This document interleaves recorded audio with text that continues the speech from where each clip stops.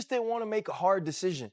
Right? Figuring out who's going to be number 2 is going to be a difficult decision. It would have been a much harder decision to figure out which one of those young men would start. And when you look at what the Cleveland Browns are doing, this is why people spin the block in relationships, right? You remember, hey, man, I had a great relationship with this person. Then I moved to this person and it wasn't so good. This person's available on the market again. Let's spin the block and try it, right? And that's what they're doing. They caught fire late in the season 2 years ago with Joe Flacco. You're talking about Kevin Stefanski, a guy who's won the Coach of the Year 2 times. He thinks that he can go out and win games.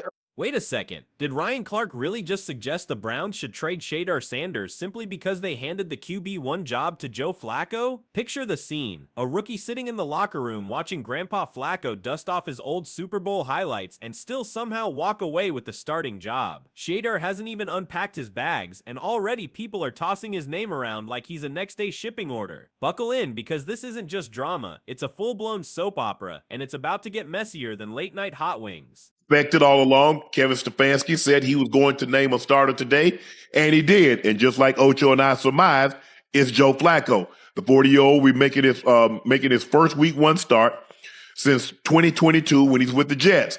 TBD on the rest of the depth chart. Kenny Pickett has not played since he tweaked that hamstring. Dillon Gabriel got the start on Saturday. Shedeur did not play because of an oblique injury. He started the first regular preseason game. And Tyler Snoop Hundley is also on the list. Adam Schefter said this morning, I expect the Cleveland Browns to carry 4 quarterbacks on their 53-man roster. The Cleveland Browns must have discovered the secret recipe for NFL comedy, because nothing else could explain this circus. Joe Flacco. Yes, the same Joe Flacco whose relevance faded when flip phones were still in style gets crowned QB1 like it's the season finale of a reality show. No one even asked to watch. The confetti drops, the cameras pan for reactions, but half the audience has already checked out. What we're watching isn't a football decision. It's theater dressed up as strategy, and Cleveland is hoping the world takes it seriously. Cleveland Browns are making a huge mistake, and here's why. Shedeur Sanders just put up 2 TDs, 138 yards, with scraps for practice reps, and they still haven't buried as QB4. Here are the Browns QBs in this order. No change. If I'm Shedeur, I'm not waiting behind those guys. Demand a trade out of Cleveland. Raiders and the Saints, he could walk in tomorrow and compete for QB1. Instead, the Browns just want him to sit. You've got a QB who's ready, and you're letting him just collect dust. Let me know in the comment section if you think Shedeur should request a trade now. If you like this move for Shedeur, hit subscribe. Here's the kicker. They won't even name QB2. It's like announcing the bride at a wedding, but keeping the groom a mystery. This is suspense theater, Cleveland Browns edition. And naturally, the fan base is treating Flacco like he's been reborn into peak Tom Brady, as if a couple of decent December throws somehow rewrote his resume. Let's be honest, the Browns have built more quarterback graveyards than playoff wins, and yet here they are acting like Flacco is the chosen one. It would be hilarious if it weren't so painfully predictable. Oh, Flacco, who's going to be inactive? How's that going to work? They don't have to answer that today. I'm sure they're not going to answer that today. But those are the more interesting questions as the season gets ready to kick off. Yeah, I mean, we'll see how we get those answers at this short juncture and if they're willing to carry 4 quarterbacks. But in the meantime, it's Flacco. The wildest part, Shedeur Sanders, the guy with all the flash, all the momentum, all the eyes on him, doesn't even get the courtesy of a fair audition in this quarterback sweepstakes. Instead, he's parked on the sidelines, reduced to an extra in the very movie built around his name. Meanwhile, Joe Flacco gets paraded around like the league's shiny new superhero. It's backwards, it's laughable, and it's the exact kind of decision that only makes sense in Cleveland. Do you think Shedeur Sanders starts a regular season game this year? Whoa. Yes, he's going to start a regular season game this year. He's starting a preseason game. If he goes lights it up, he's going to earn more opportunity next week. Gabriel's got a hamstring. Kenny Pickett's hurt. And Flacco's kind of like their safety blanket who they want to start, right? But say Shedeur goes out here, plays his whole game, and has 3 touchdowns. You have no choice but to give the kid more opportunity the next time. I'm going with yes. I think Shedeur Sanders starts a regular season game for the Cleveland Browns. And let's not ignore the double standards. Off-field drama? Accountability? Please. The NFL only cares about those things when it suits their narrative. Some players stumble their way through controversy and the league shrugs like it's nothing. But Shedeur? He can't even breathe without someone framing it as a scandal. Meanwhile, Flacco gets dusted off, handed a microphone, and suddenly Cleveland is the headline act of every sports show. It's not brilliance, it's desperation wrapped in recycled storylines. The Browns just released their latest depth chart, and Shedeur is still number 4. I don't believe it. He's definitely not going to be their week 1 starter. If I were Shedeur, I wouldn't even want to be the week 1 starter. The Browns open with the Bengals, but then they go Ravens, Packers, Lions, Vikings, Steelers. Those are not defenses I'm interested in playing. When Flacco inevitably gets benched, I think Shedeur is now in pole position. Now, maybe they'll go to Pickett, but I think that would be ass. What makes this even funnier is the illusion of control. Browns fans are acting like Flacco is some kind of long-term future, like this is the move that guarantees the next decade of stability. Reality check. He's nearly 40. The man has had more commercials than postseason wins in recent memory. This isn't a solution. It's duct tape slapped on a sinking ship. And you know why they still haven't announced QB2? Because they're terrified of the backlash when people realize it won't be Shedeur. Cleveland is playing hide and seek with its own fan base. Let one of these guys go, somebody's going to snatch him up. You'd probably like to cut him and then have him come back on the practice squad, but they don't feel they can do that. They feel that if they were to release Gabriel, release Dillon, Gabriel, or Shedeur Sanders, somebody would sign him to their active roster, and you don't want to run that risk. Guy that's been in your program for the better part of 6 months, since the draft. So you don't want to run that risk. Excuse me, guys. But I don't think any of us are surprised that Joe Flacco got named a starter. He didn't play, but the head coach, Kevin Stefanski did say they're going to treat this as a dress rehearsal of what they might do in week 1. Here's the truth. The Browns don't want to admit all this attention, all this hype, every single headline. It's not about Flacco. It's not even about the front office making some clever move. It's because of one name, Shedeur Sanders. He's the magnet drawing in every reporter, every camera, every fan debate. Without him, Cleveland is invisible. They could rip off 10 wins, and the world would barely notice. But drop Shedeur into the mix, and suddenly the Browns are trending like they're the hottest story in football. Right now, the reason why they're on the all-brought team is because there's so much confliction on whether or not they're actually good or if the game doesn't matter. You know, because you see Shedeur up there, our captain. Mm-hmm. Yeah.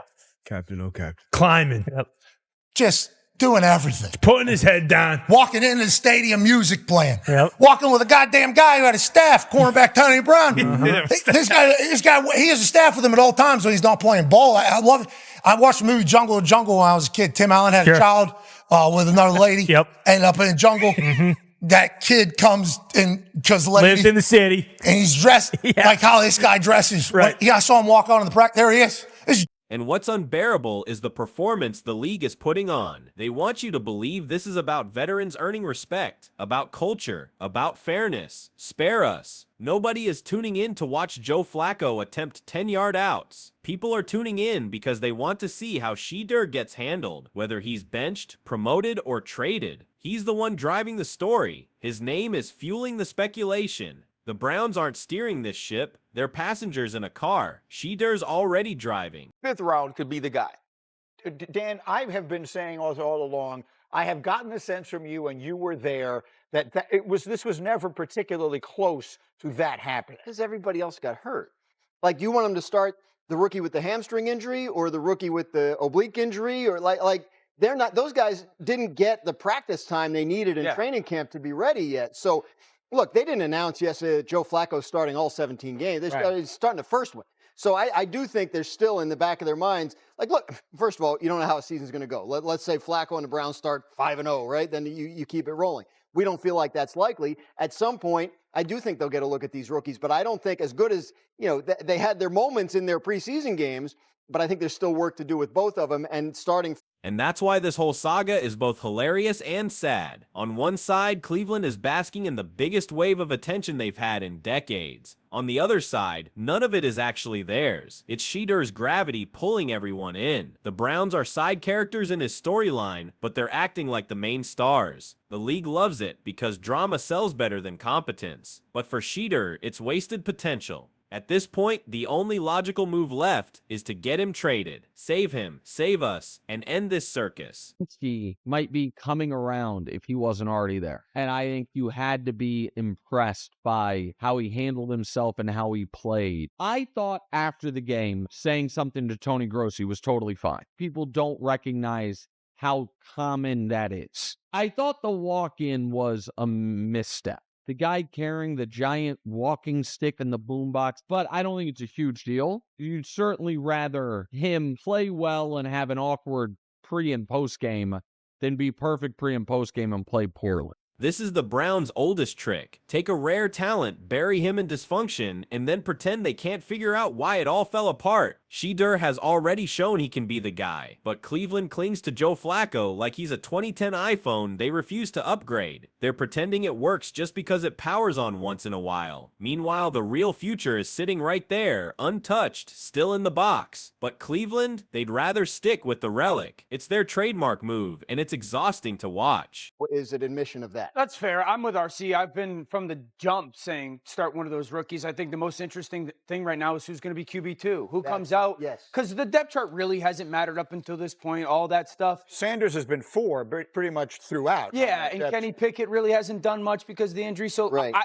If I'm Cleveland, and we talked about this a little bit yesterday, you put one of these rookies at QB2, maybe you put both of them, dress them both, and just get them ready for October and November. Because Dan, I have a question. Should the work at practice be different than what you normally delegate the practice reps, right? Because a lot of times when you're the two, you don't get a ton of time with the starting offense or the ones. If you have one of these guys listed as second on the depth chart, are you preparing them in a different way than what you normally would? Look at the circus around them. Every debate, every headline, every argument, it's orbiting around Shedeur Sanders. The Browns themselves, they're just a hollow shell of a franchise piggybacking on his spotlight. Without him, they'd slide back into irrelevance, buried under stories about kickers and practice squad tight ends. With him, they're suddenly front page news. Imagine Shedeur in a system that actually values him. Kansas City, Philly, anywhere with competence. The highlight reels would write themselves. Instead, Cleveland is proving once again that they can turn diamonds into dust. Joe Flacco has broken his silence,